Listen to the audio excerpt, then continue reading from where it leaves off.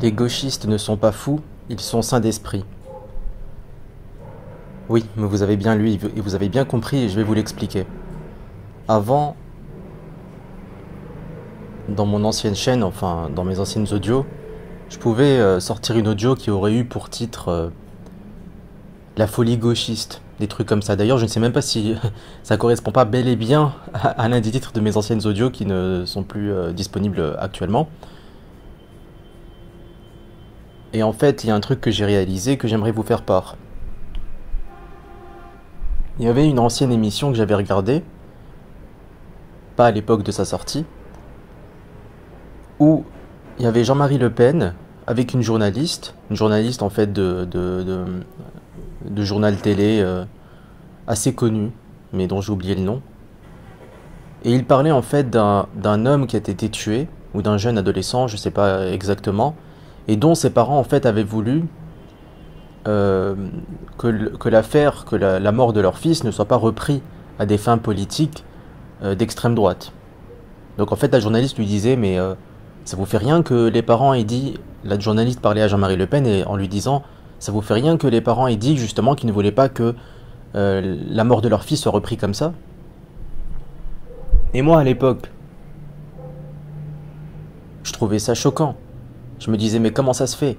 Comment est-ce que tu peux perdre ton fils tué par des Arabes ou par un Arabe et ton réflexe à ce moment-là c'est de dire ah non mais il faut pas stigmatiser les Arabes.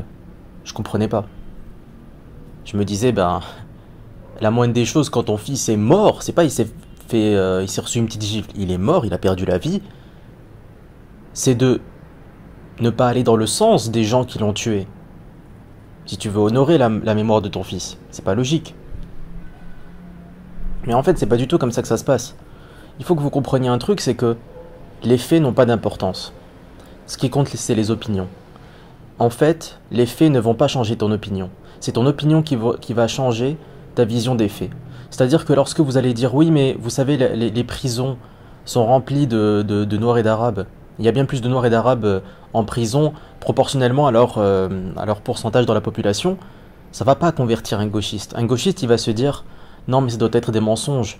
Ou alors c'est vrai, mais il y a forcément une information qui n'a pas été dite et qui me ferait expliquer qu'en fait nous sommes tous égaux et qu'ils ne sont pas plus hostiles, ils ne sont pas plus dangereux, ils ne sont pas plus violents, que le vivre ensemble est totalement possible, totalement raisonnable et que je fais bien d'être gauchiste. Mais je ne connais pas cette information, mais elle existe parce que j'ai raison d'être gauchiste. Et donc voilà, l'opinion passe avant les faits en réalité. Et vous fonctionnez aussi comme ça. Tout le monde fonctionne comme ça. Les faits comptent. Mais c'est pas les faits en eux-mêmes qui vont d'un coup te faire changer d'opinion. Pour te faire changer d'opinion, il faut changer de philosophie, il faut changer de vision. Donc les faits ne peuvent que, si tu es quelqu'un d'ouvert d'esprit, les faits ne vont que pouvoir te faire reconsidérer la question. C'est tout. Et te faire y réfléchir, y re-réfléchir.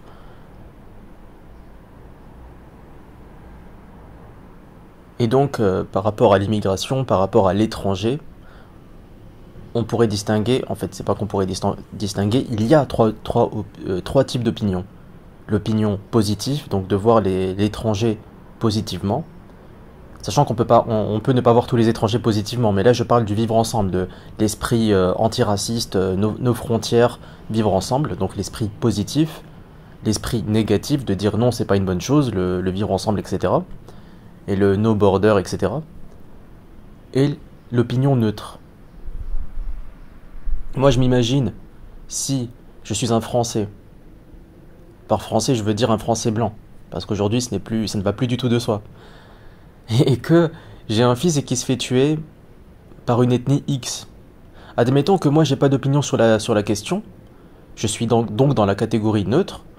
Eh ben, si on me posait la question à ce moment-là, je vais dire, je ne sais pas. De toute façon, j'ai pas la tête à ça. Je viens de perdre mon fils, donc voilà, je suis juste effondré. Et tout ce que je sais, c'est que je ne voulais pas que mon fils meure. Maintenant, admettons que je sois un nacio, je sois quelqu'un qui est contre l'immigration, contre le vivre ensemble, qui voit ça d'un mauvais œil. Évidemment, ça ne va que raviver ma haine lorsque mon fils sera mort. Ça ne va que m'ancrer dans mes opinions. Maintenant, admettons que je suis positif, que pour moi je suis no border pro-vivre ensemble et que mon fils est mort. eh ben voilà, je vais adapter les faits à ma vision et je vais dire mais en fait les Arabes ne sont pas plus violents que les Blancs. Simplement, mon fils a été tué non pas par un Arabe mais par un être humain. Donc la personne qui a tué mon fils, oui, je veux qu'il aille en prison, mais je ne veux surtout pas que ça puisse servir à stigmatiser, parce que ce serait au contraire déshonorer la mémoire de mon fils, ce serait au contraire rajouter du mal au mal. Voilà, qu'au moins en fait, voilà, que ça ne serve pas à stigmatiser parce que c'est totalement injuste, c'est totalement,